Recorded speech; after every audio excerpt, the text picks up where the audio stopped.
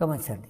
ఒక పూట తిని ఒక పూట పస్తులు ఉన్న సందర్భాలు ఉన్నాయి. గమనించండి. నా భార్య పిల్లలు మేము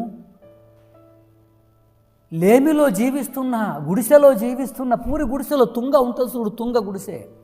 మీకు దేవుని చిత్తమైతే రేపు ఎల్లుండి ఎప్పుడో పెడతానులే. గమనించండి మా పరిస్థితి ఏమిటో.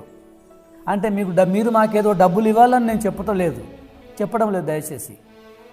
అంటే ఉదాహరణ మీకు చెప్తున్నాను, గమనించండి. మీరు వినాలని, తెలుసుకోవాలని. గమనించండి. మాకు ఇచ్చుడు ఏం అవసరం లేదు, మీరు ఏ మందిరంకి వెళ్తున్నారో అక్కడికి ఇచ్చుకోండిలే. గమనించండి. అదే లేమిలో ఉన్నప్పుడు ఎవరు సహాయం చేయడానికి రారు. కానీ రేపు ఇదే పీటర్ అనబడే దైవజనుడు, వినండి, ఇదే పాస్టర్ గారు రేపు 1,00,000 రూపాయలు, 10 లక్షలు, 20 లక్షలు, కోటి రూపాయలు బాగా విస్తారంగా జనం వచ్చినప్పుడు, స్వస్థత పొందుకొని విస్తారంగా జనం వచ్చినప్పుడు ఏమని మొత్తుకుంటారు?